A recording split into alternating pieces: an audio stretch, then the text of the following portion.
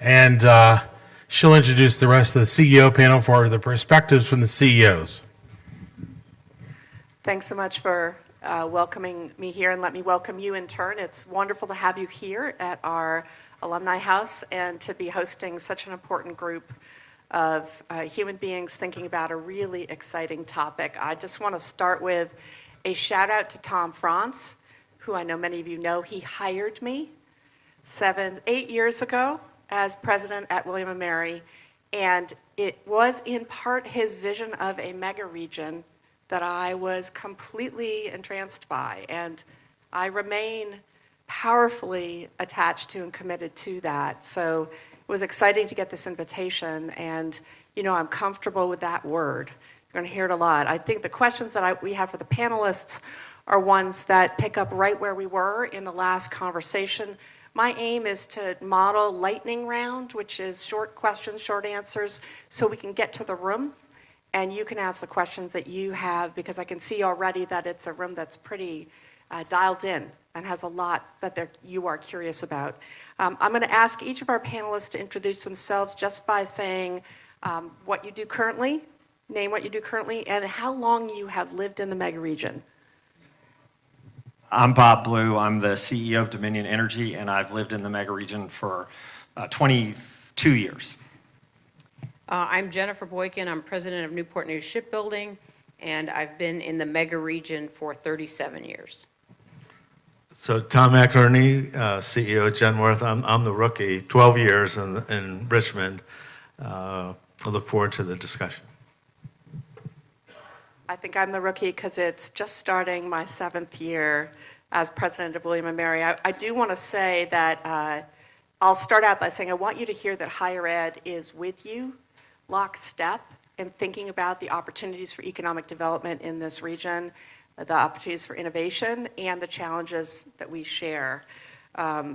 You probably know that we have launched a new School of Computing and Data Science. I hope you know that. I know that talent is going to come up in this conversation, and I want to put out to this room that we are deeply interested in devising new co-op programs with you for that tech and innovation workforce at William & Mary. We're also just in the process of proposing and getting approval for a Bachelor of Science in Coastal and Marine Science, and we're standing up a Center of Excellence in Environmental Forecasting. So again, an emerging area where we see a great deal of interest among our graduates, and I think likely a great deal of interest in this room, whether it's supply chain, ecosystems, stability of the coastlines, or more. So we're in this together, and one of my interests is to hear what you need. Let me start with our panelists, though, and ask you briefly to say, in really straightforward terms, how does collaboration in the mega region advance your business? Let's start with you, Bob. Let me first express my appreciation to RVA 757 Connects for putting us on the last panel before the reception. I really appreciate that opportunity. After a long day starting at 9 o'clock. And we'll do our best not to be CEO answers, which is the opposite of lightning round typically. So we'll try to be quick. So there's no industry that I can think of where collaboration is more important than in the electric utility industry. You're seeing it right now in North and South Carolina, where there are thousands of folks from utilities across the country down there helping get the lights back on in those devastated communities. But beyond that, our business thrives when the areas where we do business thrive. That's true for all of us, but maybe uniquely for us because we have a defined service territory that we serve. And for the region to thrive, cooperation is essential. It's essential for the jurisdictions within the mega region to work together thinking about something more broad than their own city and county boundaries, because economic and social progress doesn't respect city and county boundaries. So to me, that kind of cooperation, which is essential to economic growth, to social progress, really drives whether our business is going to succeed or fail. And that's why we're very committed to this effort, and why we have historically been committed to working with the communities where we do business beyond just providing electricity. I'd also like to thank RVA 757 for the opportunity. I'm just gonna, everything Bob said I agree with. I think, you know, we are a workforce-heavy industry, or at least my business is. I think being able to attract people to this region and to get our talent that grows up in this region to stay is critical. And, you know, I have a bias. I grew up in St. Louis. It was a larger metropolitan area. And no matter where you were from, even if you were from Illinois, when someone said, "Where are you from?" you said St. Louis. And then when you said, "Oh, where are you from?" Well, actually, I'm from Illinois. I think one of the best things that we can do regionally is to begin to sell ourselves as a region. I'm from Hampton Roads, well, specifically Chesapeake. I'm from Hampton Roads, specifically Newport News. You can live in Newport News and you can go to dinner in Norfolk. The tunnels are nothing but interstates with walls. So I think one of our greatest opportunities is for the regions themselves, the regional leadership, to really describe Hampton Roads as a region, because anything else does the opposite of attracting talent and keeping talent into our region. So we're a Fortune 500 company based in Richmond, and we may be the oldest. We were started in 1871. You might be close. Yeah. We're the oldest. Yeah, well, yeah, 1693. 86. Yeah, touche. So I would say one thing, change has always been part of both for the mega region and for all the entities in it. And I think the speed of change now is going extremely fast. And so we all have to dramatically pick up our game. This is my third mega region. The first was in Connecticut. I was in Atlanta for quite a while, and some other places. But each of those two, Connecticut and Atlanta, have had very different outcomes over the last 40 years. And I do think this came up in the discussion on Raleigh, that we really should be looking 25 to 30 years out, and what are we building towards? It takes time to change. On the other hand, if you don't have the private sector, the government sector, Bob and I are particularly in very heavily regulated industries, so having that relationship with local, county, and state and federal regulators are important. And I think having great higher education institutions, I think this mega region is blessed, and the state is blessed by that. One thing that hasn't come up all day is the challenge with K through 12 education. And it's two parts. One is that ultimately feeds into the higher education system. But also we find that our employees, if they're going to come to Richmond, they do a 2-hour circle around Richmond, driving distance, for what they can do themselves and with their families. And I think how they look at their children and how in the mega region, or that 2-hour radius, and what it offers is extremely important. And I think that's in the Richmond side of the mega region. We've got a lot of challenges there. I'm going to follow up on your point about change. I'd love you to tell the room what you see as the number one strength of the I-64 Innovation Corridor mega region, and the number one weakness. And then follow up, 12 years ago, would you have said the same? So should we start with me, just so I don't have to go last? This is really for you, Tom. Yeah, so I would say that one of the biggest strengths is what we talked about earlier in the morning, which is the data centers, IT innovation. I will say for our company, even though we're financial services, largely insurance, but we will also say, but we're driven by data and technology. And I think that's a strength. I also commend you, Katherine, for moving forward with the IT computer science school. I think that's critically important. If there's a weakness, I'll compare us to Atlanta. So I lived in Atlanta for 4 years. There's a reason that Atlanta has the largest concentration of Fortune 500 companies in the US, and I think it's getting better.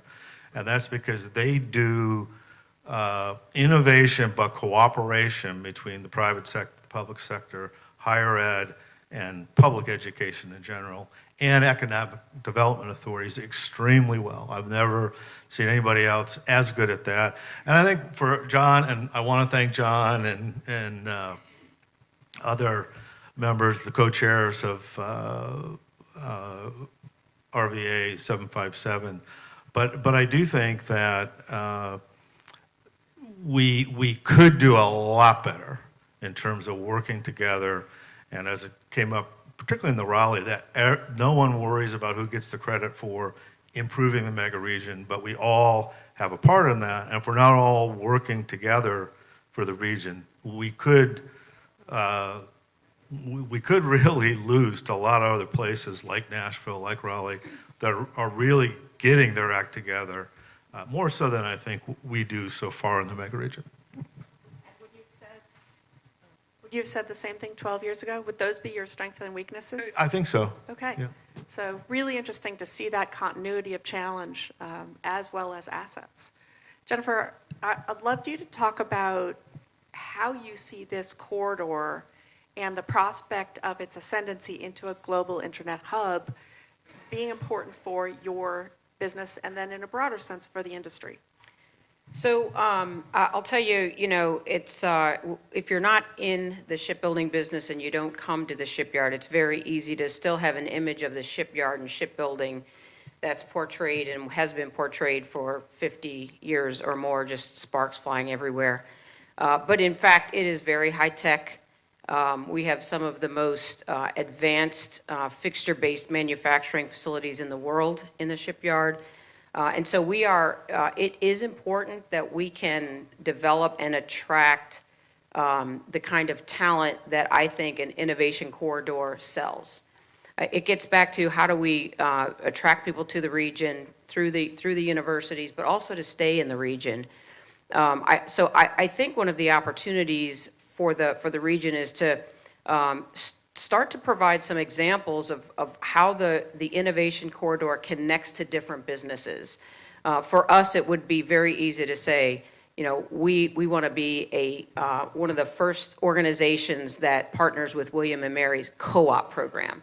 You can be a co-op. You can, work your way through, get paid as you're learning, get paid and get experience and do something that's so cool it's not done anywhere else on the face of the earth, because we are this mega region that has all of these opportunities for you. And I think along with that is just what attracts people to the region. So so just the quality of life aspects that connect to the innovative region, I think is going to continue to be critical. If I could jump in. So last week, our board of directors had a strategic offsite meeting for a couple days in Washington, D.C. And we did that so that we could take them to a data center in Loudoun County. Loudoun County is the largest data center market in the world. It's larger than the next 4 combined.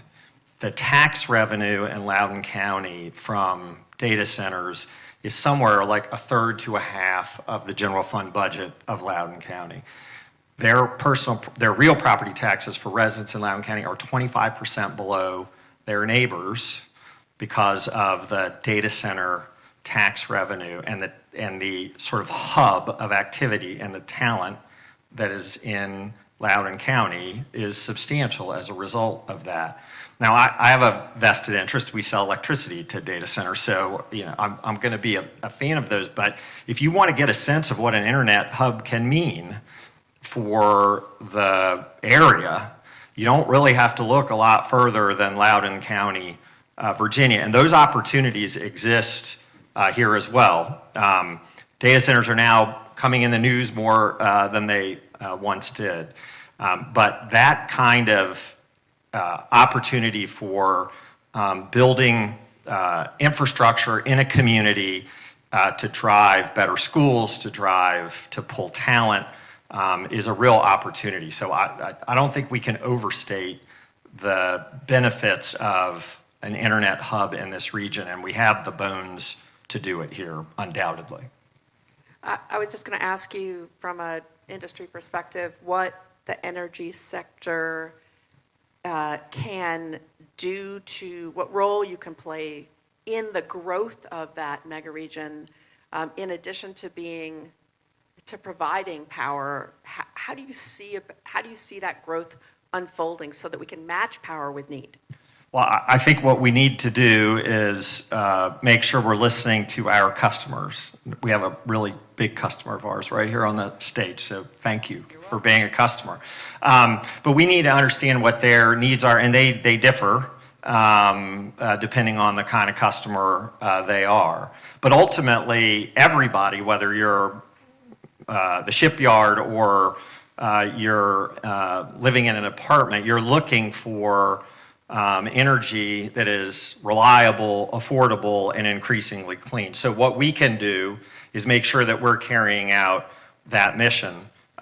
It starts with making sure the lights are on. As you mentioned, Catherine, we got to make sure that we're providing enough electricity to people when they need it.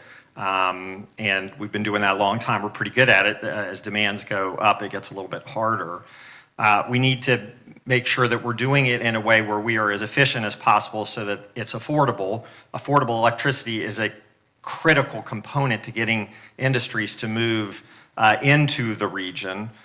We need to be able to compete there, but we also need to give them a vision of how we're becoming increasingly clean, that this is going to be an important part of a sustainability story for any one of our customers. The biggest part of that for us that affects this region is obviously an offshore wind project that's the largest renewable energy project under construction in the United States right now and the largest offshore wind project under construction in the world. But I think what I would sort of sum up is all of our customers are looking for us to be reliable, affordable, increasingly clean. If we do that, I think we put the region in a position to grow in the ways that make sense, that where your graduates are going to want to stay and be part of this economy. So we're very excited about that opportunity, and this definition of this region, I think, is a real opportunity for our company, as well as for, I think, everyone in this room. I want to comment on energy and one of the worries we have, and then ask Bob if he agrees with the percentage increase needed. So at Genworth, we're a financial services company, but I would say if we look forward, the most critical success factor for us is getting technology, digital technology, and AI right. We have 70 current AI projects. Most are generative AI. And we believe that as we go forward, if you look at energy consumption, that in our energy costs, we don't build ships, we're financial services, so a little less, but nevertheless, it's a lot. But we think we're going to increase our usage, Bob, in the next 5 years by 50% today because of the electricity needed to run all of the data, the cloud, the servers, et cetera. Is that what you're saying, 50%? And I think most CEOs that I talk to, they're in that range. Yeah, I don't know that over that short a time frame, but to put it in a different context, in the United States, electricity consumption has been roughly flat for the last 20 or so years. That's changing. In our region of the country, in the part of the sort of regional transmission network that we serve, the projections are not our projections, the regional transmission entity, upwards of 5% a year. So you get pretty close to, when you compound that, say over 15 years, you get to 85%. So it's a growth level that we haven't seen since the post-World War II era. But I think Virginia is very well positioned because not me, but others, regulators and predecessors, we built a lot of really highly efficient natural gas fired power plants in the last decade. That's allowed us to be able to retire older coal units and add in intermittent renewable sources and still keep the lights on. So we're in a good place here, but we're going to need to build more generation in order to meet that demand. That's no doubt true. Jennifer, I'm going to come back to the question that Tom introduced about talent because I have seen how intentional your organization has been in creating a pathway from the exiting generation of boomers, master craftsmen, for the entry-level generation coming in and building structures, technology for knowledge transfer. Can you talk about how you see this shift from retiring boomers to entry-level employees and everything in between?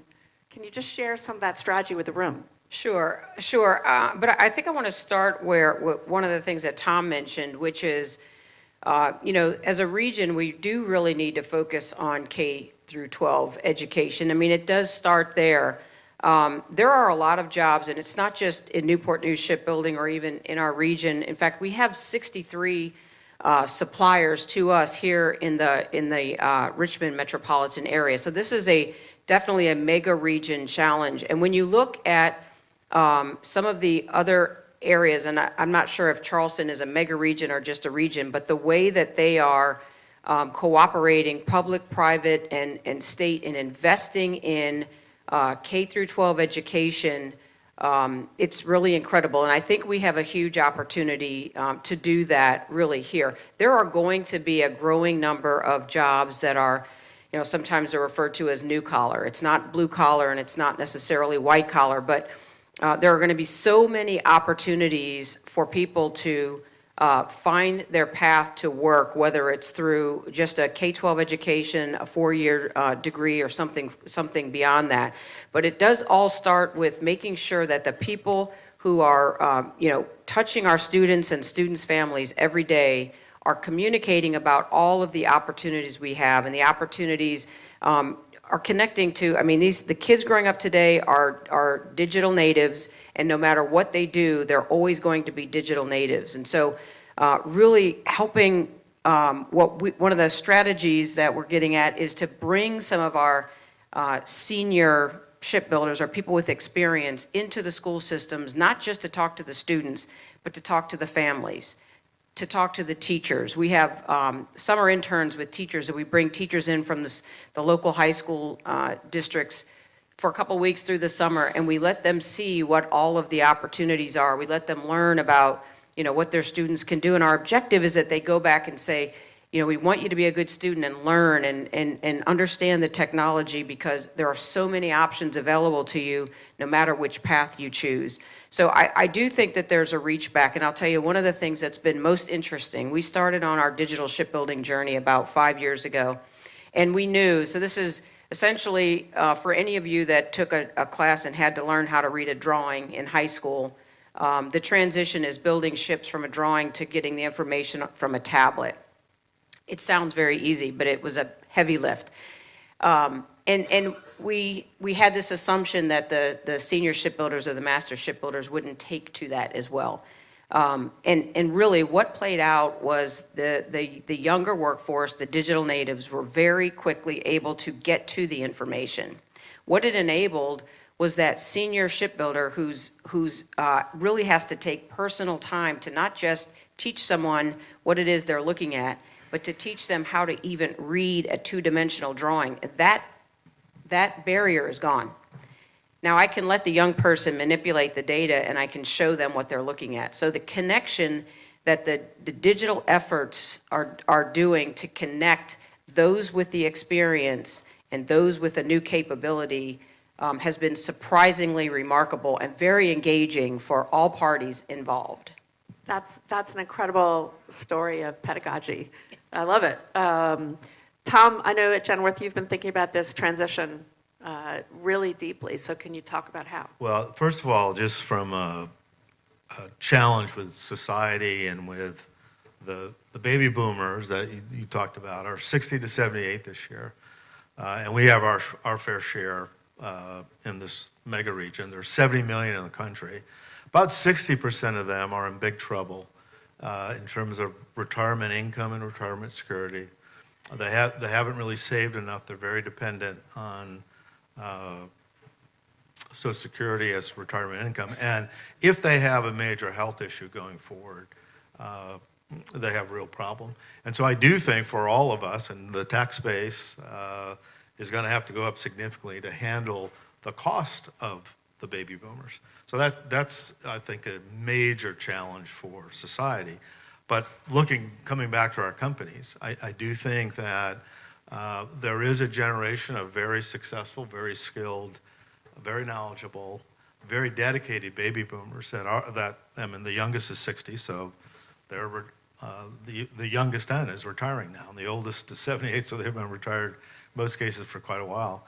And I do think replacing them is a challenge, and one of the things I would say is the STEM or the technical ability is very important. In our case, we're very driven by math, actuaries, and analytical, but more and more we're IT driven and IT talent.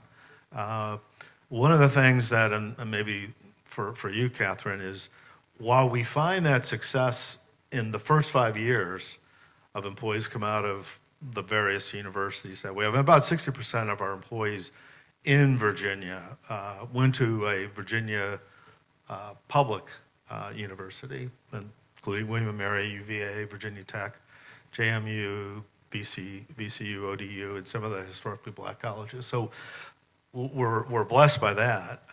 But one of the things, if there's a weakness, and I don't know if Jennifer and Bob, you see this, of people coming out now, are they as ambitious as the baby boom generation? No.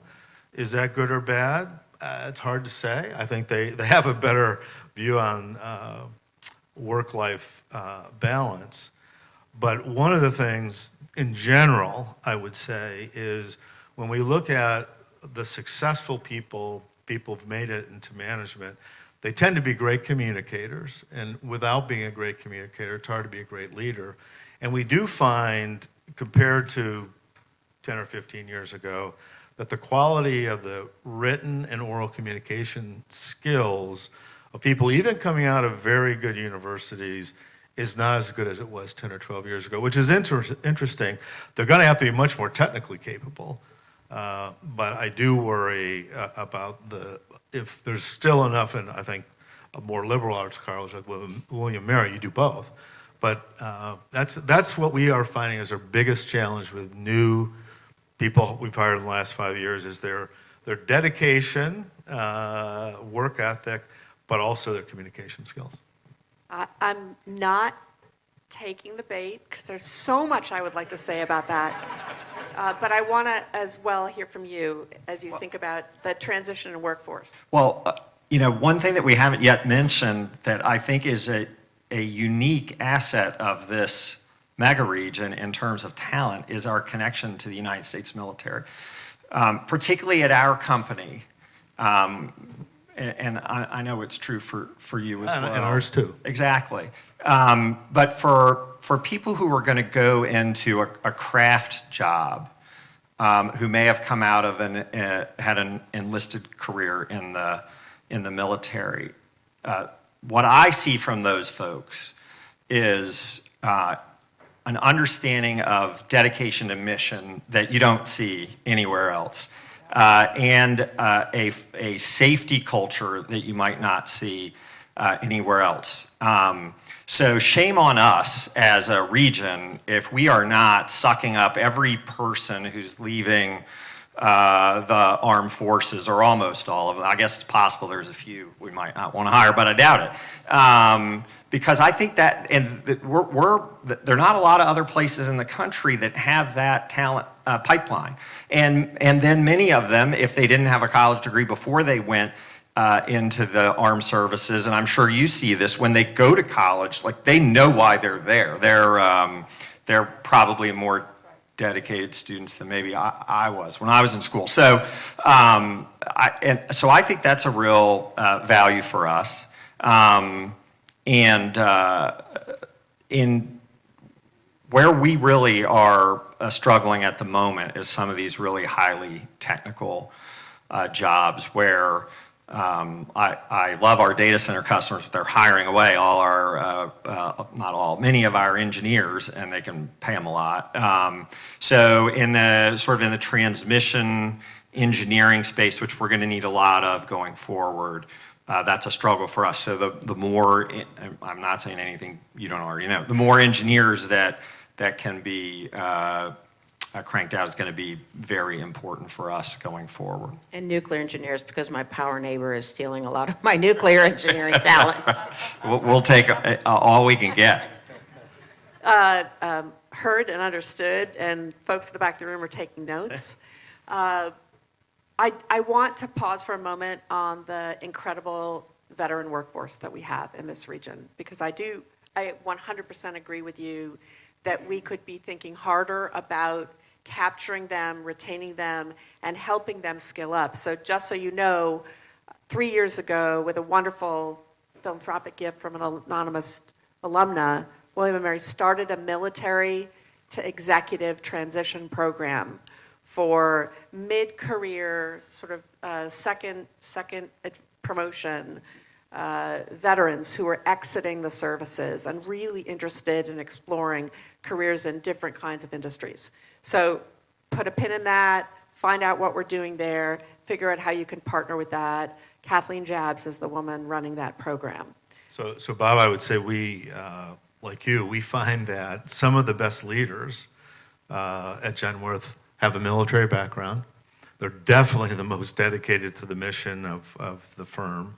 And they also are really good at spending time, even though it's not part of their job per se, to help all the employees. And so if you're an employee and you go and ask someone to be a mentor or to help you, there are, I mean, hopefully most managers would say yes, but we do know and so people have found out, we have this Veterans Employee Resource Group. And so a lot of employees, 5-7 years, are looking, how do I step up and become a manager and leader? They are you going to that veterans, can I join that and hang around all of you so I can learn how to do that? So it is, I totally agree with you that, and I think having the program to bring them into the corporate executive world is a great opportunity for all of us. So I'm going to move to the lightning round now, and then we'll transition to questions from the room. But what I am going to do here is model how lightning round works. The rules are one sentence question and one sentence answer. It's really, really hard, particularly for academics. I'm going to ask just straight up, what can RVA 757 do to help attract and retain the talent that we've been talking about, starting with you, Bob? Keep focusing on regional players working together instead of just thinking about their own narrow interests. Understand how to invest in industrial arts across the region. And being successful on the data center hub that they're working, that's their number one priority, working and being successful with that. What is the number one outreach that you want from this room to advance that goal? We'll start with Tom. I think it's cooperation and knowing that you're part of a mega region, and sometimes you have to put the mega region ahead of your own company or your own priorities. I think a continued and more coordinated effort among all of the cities within the mega region to understand what the consolidated demand signal is and ensure we have a consolidated supply match. I agree. That's cheating, Bob. No, that's like really good.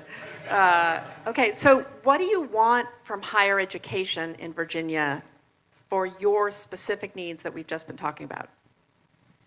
Well, I already mentioned continued technical skills in technical jobs, but also technical skills in jobs that are not necessarily defined as technical the way Tom and Jennifer have already talked about. The best students that we see coming in and through our internship program are working in at university in in groups with many different areas of study, common study groups, and they are all coming out with such increased critical thinking skills that I want more of that. And strong computer technology skills, but excellent writers and oral communicators. Are we taping this? Is anyone taping?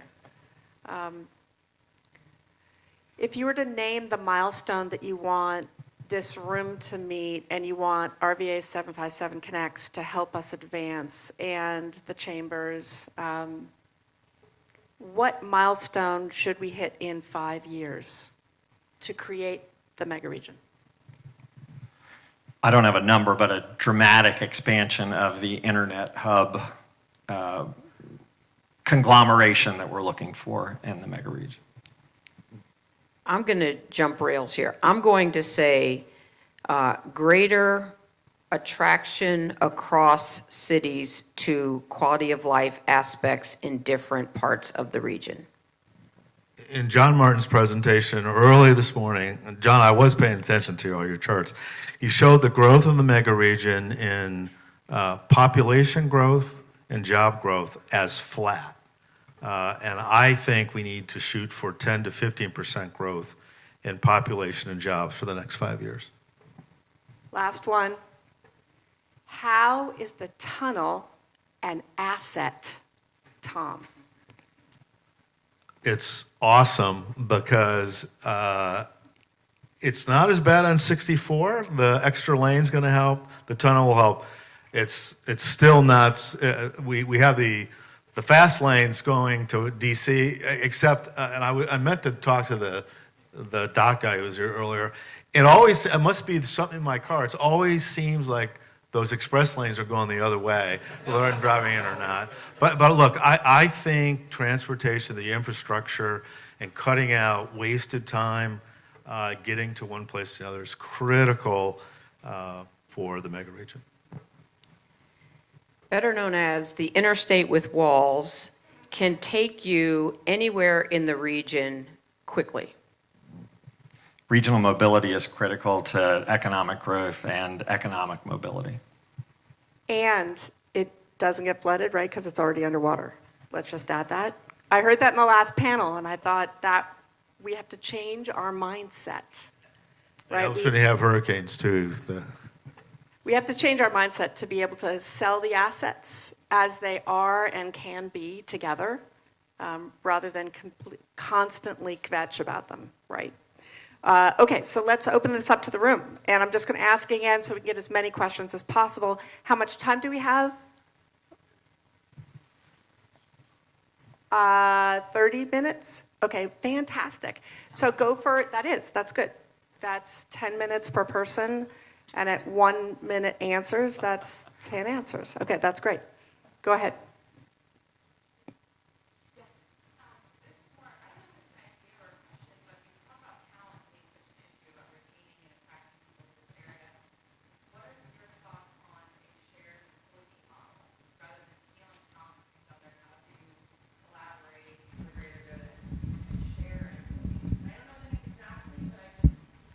I have thoughts about that, but I'm not the one supposed to answer. So, Well, I'm not sure about shared employees, but I do think it is critical that we don't end up stealing talent from each other. It doesn't help anyone.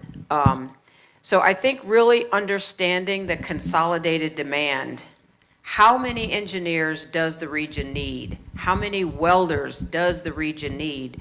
And then for those who are in the supplying talent business, they deserve a consolidated picture of that, and then they have the responsibility, I believe, to work together to make sure not everyone is producing electrical engineers, or not everyone is producing welders, and no one's producing, all of the other their talent. And I'll tell you, that takes very purposeful cooperation.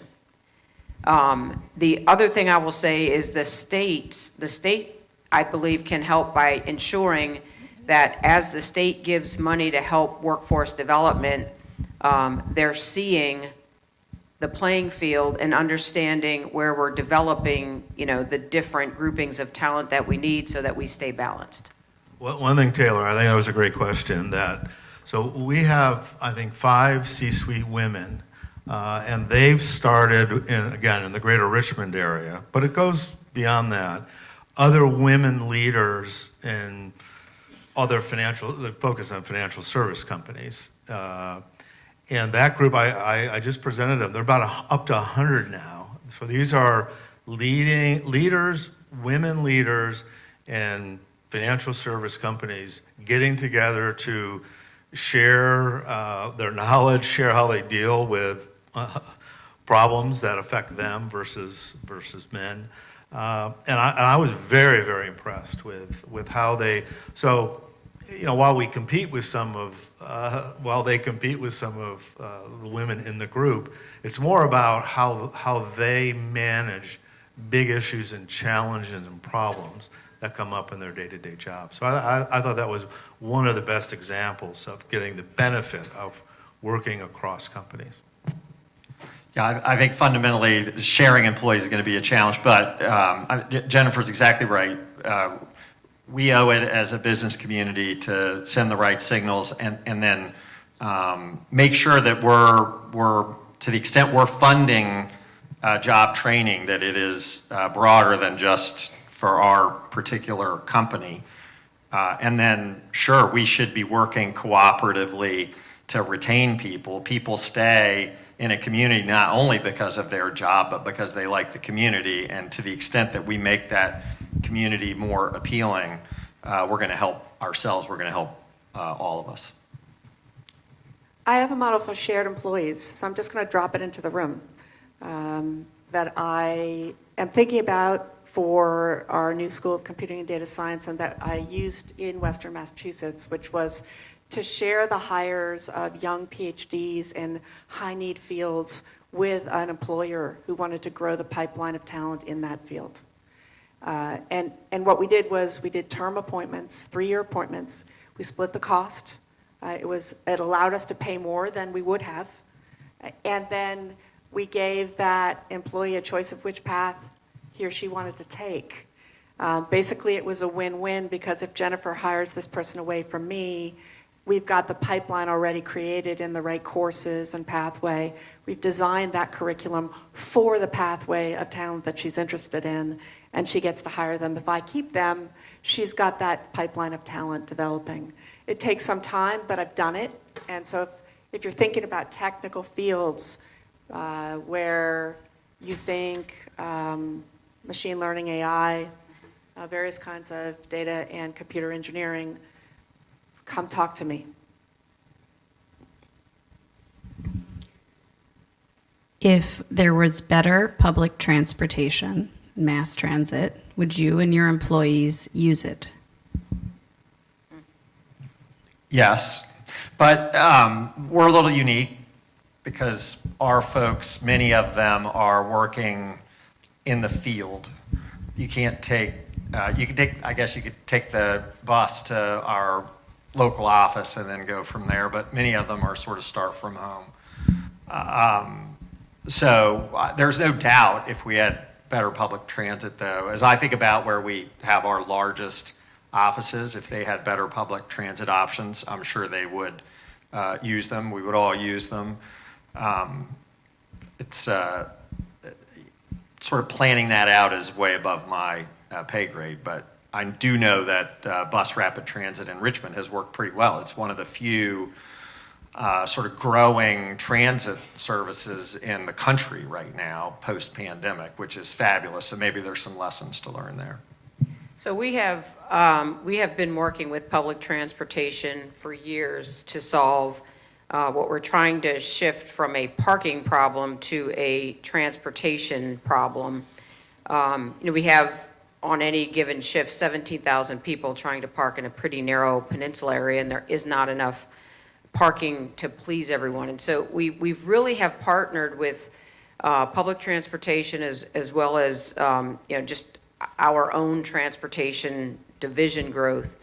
And there's a point at which, and I don't know why, but there's a point at which that becomes saturated, not because of capacity. I think there's more capacity. It's because that many more people just don't want to give up their personal vehicle. So I'm open for any help that enables people to be more interested in public transportation at any point, at any time. You know, it's interesting. We had a lot of projects pre-COVID on carpooling and taking public transportation. And it was working pretty well. Then COVID happened. And so how we sort of solved, if part of your question is probably the environmental benefits from public transportation. But we've sort of made our contribution by only require employees to come in 2 days a week. And that's all they come in. My turn. All right, so I'm with William & Mary's Business School, so I have a school-focused question. How are your companies partnering with local universities for hiring new talent and developing new talent, and how could that relationship be improved? So we have a summer intern program. We hire 80 summer interns a year. A lot of them come from William & Mary and other of the best universities in Virginia. And what we do find is usually they do that for 2 years if it's working out, and they always get an offer if they make it to their second year. And we have a pretty high success rate.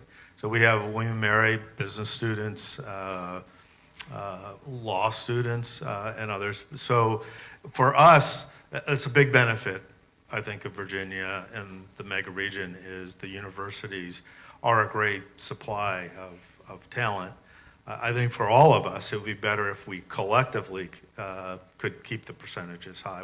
We've been lucky on that, and part of it is we've hired a lot, so they're there, and then they go out to the universities and hire people, and so we've been successful. But I think generally it's a big opportunity, I think, for the private sector to utilize the talent coming out of the public schools. There's one other K through 12 comment I want to make, is we do focus, that's the feeder for universities, but I can't tell you how many middle senior managers we've been up against, say, Raleigh or Nashville now, New York, Boston, and the quality of the public K through 12 system, because they have kids, is, to me, is surprising how many people make the decision for, if they're going to come to Genworth, can I send my kid? I mean, so obviously there's great private schools in Richmond, but the public school system has to be better because we have lost really good employees because they chose another city where they thought the public school system was better. I think we do have very good partnerships with higher ed, both for talent attraction through internship program and hiring pipelines, I think we are very fortunate also with the universities here in terms of developing, whether it's development programs or degreed programs. I would tell you the one thing I believe we can do better at is more opportunities for the students who can't necessarily afford to go to college by increasing the co-op pipelines. I think that's a great point. We also have a robust intern program. I think I just saw the statistics for this past summer. We had something over 200 summer interns. I think of our rising seniors, we offered jobs to 90+% of them. I think 70% of them have accepted for next year. Couple things that we've done that I think are worth highlighting. We started right before COVID a student diversity conference where we sought applicants from across the country, and then we had them come to Richmond for a day and a half where we got a chance to tell them about the company and career opportunities and get our hooks in them that way. And that was successful. COVID years we were virtual and then a little bit afterwards, but I think it's next week. I'm really looking forward to that, where we'll have people, and then we have our team sort of present to them and then sort of stand around the lobby and try to hire them when they walk out the door. But as I think about partnerships that have been successful, maybe some of the most successful for us, they're really more driven by sort of organic, almost by people connections as opposed to a particular program. So we have a very tight connection with the University of Tennessee. We get a number of PhD electrical engineers out of the University of Tennessee because the guy who was running our electric transmission department and the woman who was I think the chair of that department or in that department in Knoxville sort of developed a relationship. Not surprisingly, we have a pretty close relationship with Virginia Tech in terms of electrical engineers. But those are more, I feel like, more driven by people than by programs. So that's not a helpful answer to you, I realize. But it is important to remember that sometimes those kind of norms are as valuable as, we've got this program. I have a question about ambition. So I think it's very exciting to be here and talk about the prospects of the region here, and it's ambitious. And Tom, you had mentioned the difference between generations, and so my question is, if you had the epitome of the Gen Z or millennial generation here, the representative, and then one from the baby boomers, and you were asked each of them what their definition of ambition is, what answer do you think they would get or give? Because you said having a long-term perspective, so 20, 25, 30 years, we need to really understand the definition, the operational definition of the generation that's coming in and will ultimately drive this vision into fruition. So what I would say, I think there's definitely a difference between, so I'm right in the middle of the baby boomers. And I think from what I observed going up the corporate ladder from entry level to where I am now, there are a lot of very ambitious people, probably put work ahead of their family, and that may not have been good. I think the very good thing about the new generation, they do really care about the environment, they care about their communities, caring about helping people, and I think that's good. For our company, we'd like to see a little bit more ambition. But for the mega region, maybe the new way that students coming out of, whether it's high school or college, being more balanced, that could be a long-term good thing for quality of life. We find that it's quite different in how much they're willing to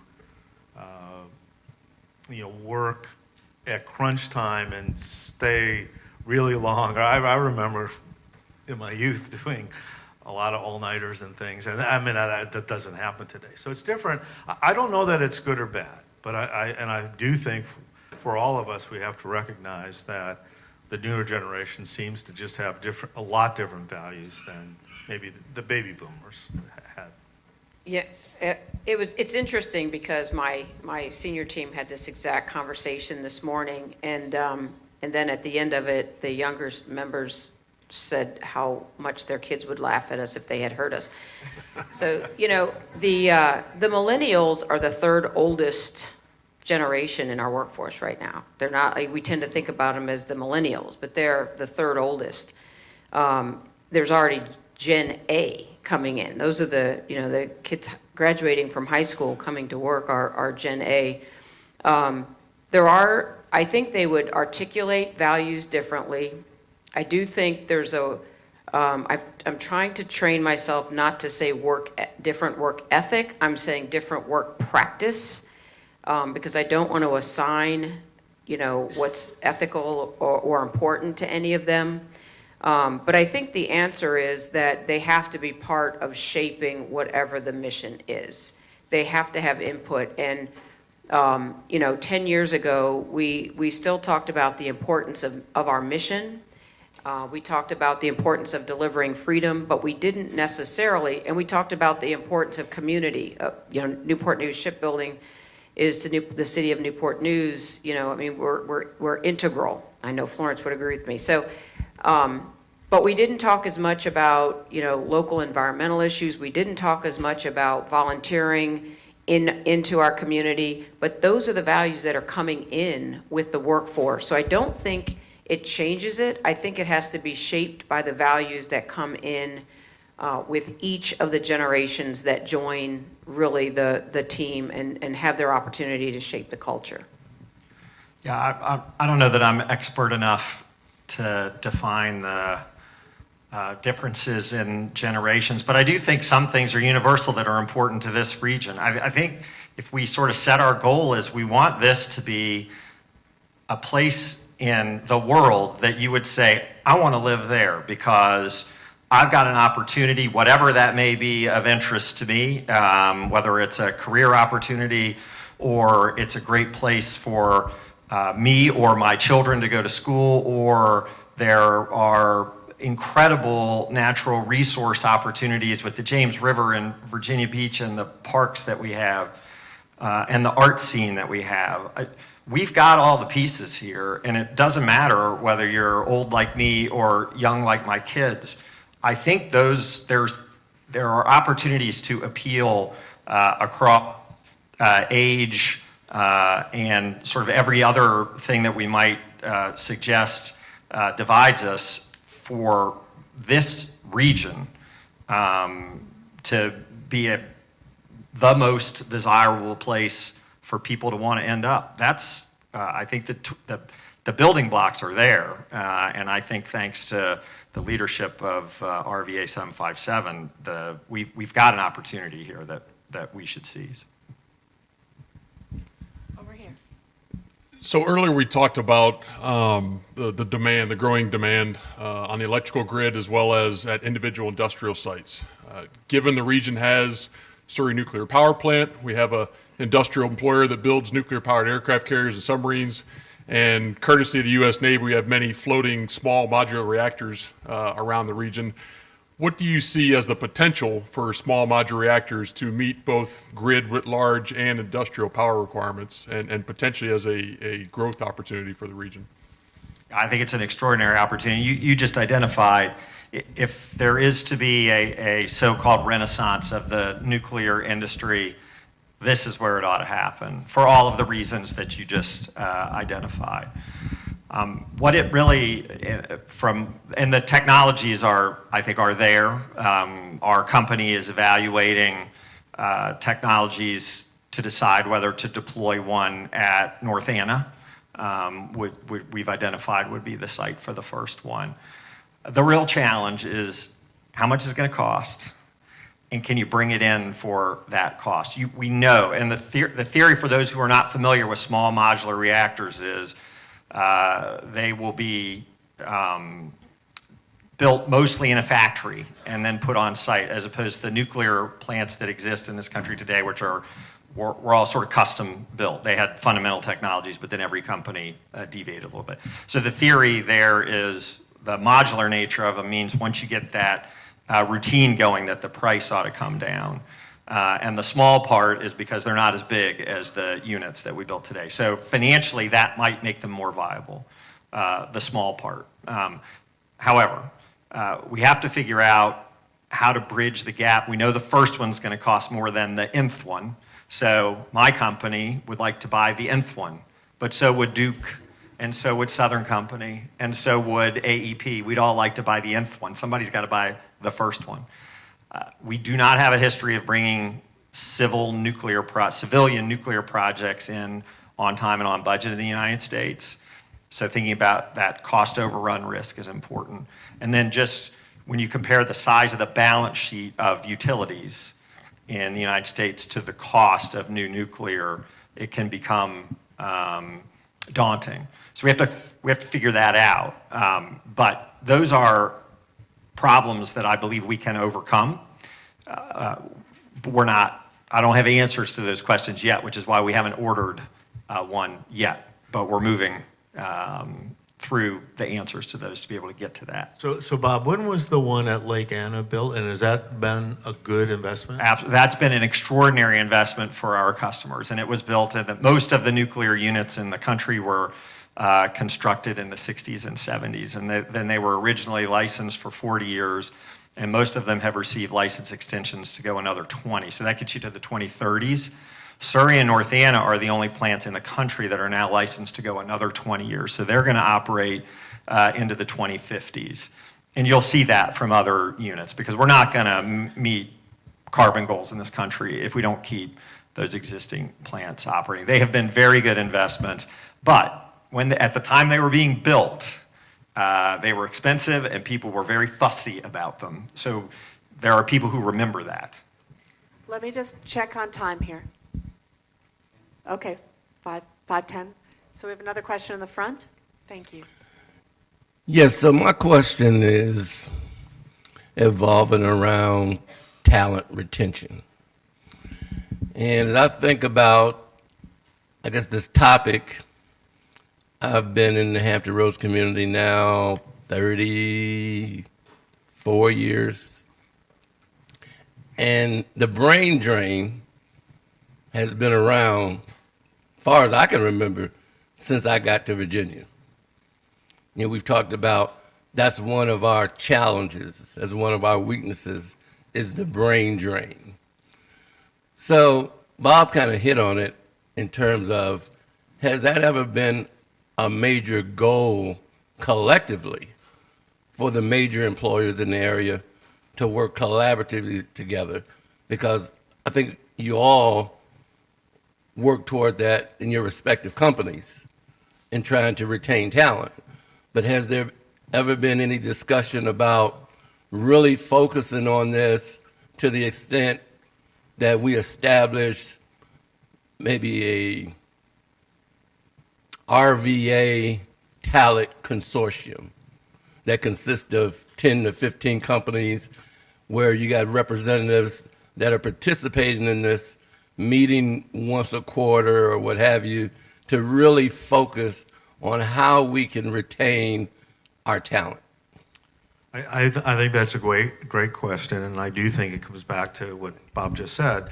If you can make RVA 757, the mega corridor, a very attractive place for people of all ages, diversity, all those things, then I think you can retain talent and retain the high schoolers that, you know, choose to go to universities here and then stay here.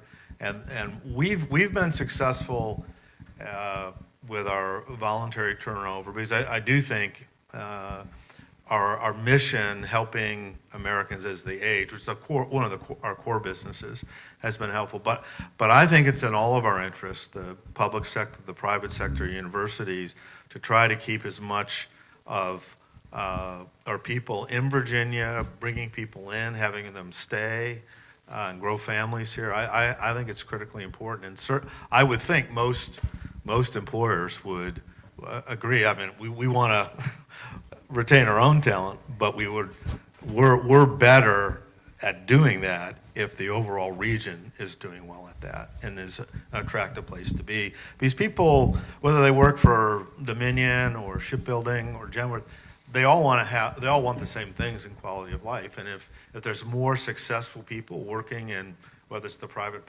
public sector or university sector, that's where people want to be, around in a region that overall is successful and growing and offering great opportunities. Yeah, I agree. And I don't know what, for my business, most of the attrition we see is at, at the 5-year mark or earlier. Not all of it leaves the region, but the attrition that does leave the region is still in that bracket. And I do think that, clearly people want to connect to the mission, whatever the mission is. They have to feel a connection to the mission. And they have to feel, this goes back to the generation of workforce coming in, they have to believe that the company cares about the community And then it has to be a community that they want to live in, to Tom's point. I think what would be more effective than a kind of a quarterly, let's have a focus on it, is, and I think this is something that, RVA 757 can do, is what does it take in the region from an entertainment standpoint or just public interest to keep people here? And I agree with what Bob said earlier. We have a lot of resources already here. I'm just not sure that they're all known to the region. I think that's a regional responsibility. But people have to want to stay here for the hours of the week beyond work. Yeah, I might suggest that what you're describing is kind of the purpose of RVA 757. It's to create a region and a culture in the region that makes people want to come here and stay here. And if they want to stay here, they're likely to stay, a lot more likely to stay at our company, which is good for us. I love that idea of the hours of the week beyond work, right? And I'm just curious about how many in the room here are in organizations that are devoted to the hours of the week beyond work. Just if you put your hands up. So maybe that is the next 757, RVA 757 Connects conversation. Speaking as somebody with two late 20s, early 30-year-olds, they are, I would add to this picture of this generation, they're actually quite ambitious. If anything, they are frustrated with the organizations that they're in for not being able to give them paths of growth, which they define pretty expansively. If you ask somebody to be on your task force for AI in your organization, and then the leadership in the organization doesn't actually adopt any of the recommendations of that task force, you've lost that 28-year-old's interest in staying in the organization. So it's that impact within the organization and impact of the organization that they're thinking a lot about as they graduate from college right now.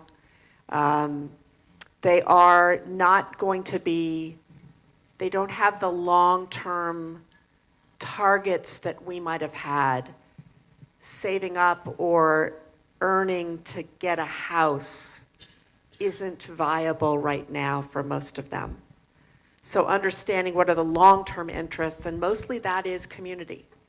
Community, relationship, they want great bars, great museums, a place to go dancing, a place to hear music. They want to be living near their friends, and they will settle where their college friends are, in my observation.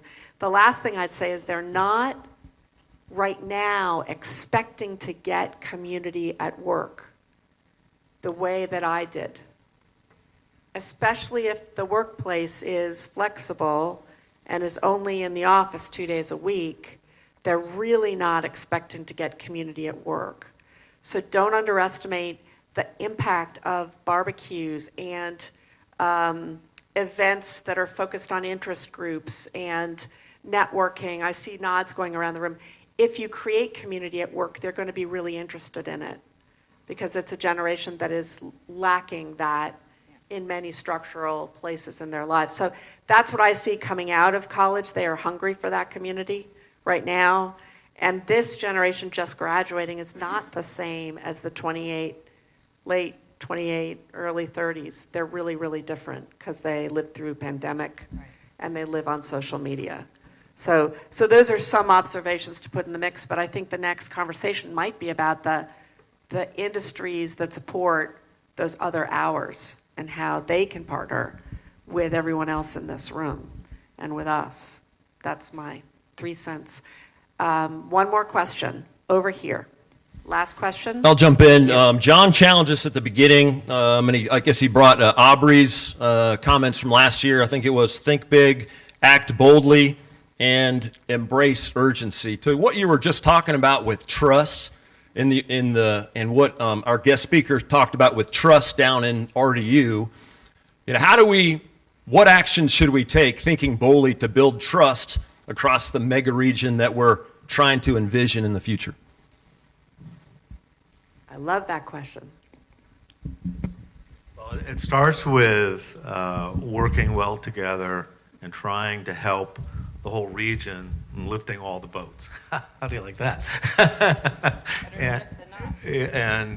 I think you've got to help others to be successful in order for them to trust you, and I think that goes for all of us. Yeah, I think I'd take a page out of my lead Virginia days, and it is about social capital. I think you can build trust when you invite people to your region and show them what you do and what's important. I doubt there's anyone in this room that if they brought someone in to show them what they do and how they're trying to contribute, would do anything other than impress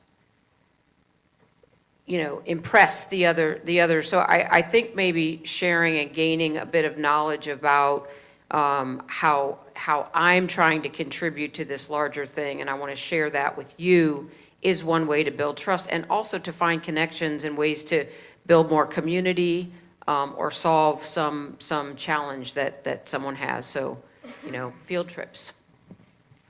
I think you can also build trust with some discrete early successes, and I would suggest that the 64 widening is an example of that with RVA 757. 17 miles, right? 29. 29. All right. Sorry. Much bigger than I realized. Sometimes when you're driving on it, it seems like 200. But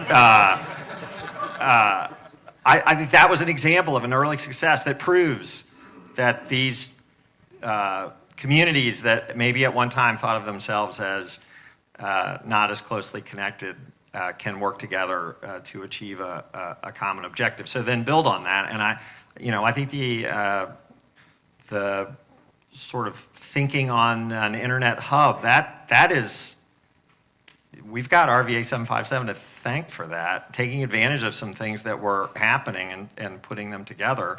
So there's a real focus there.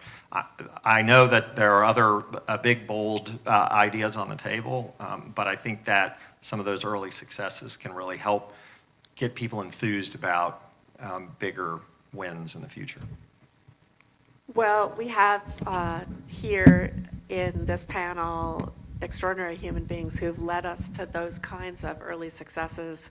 And I love looking back to look forward. I love that sense that there is a track record here.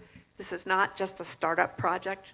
This is a project that's at the phase of thinking about how does it scale, which is a wonderful place to be in any initiative.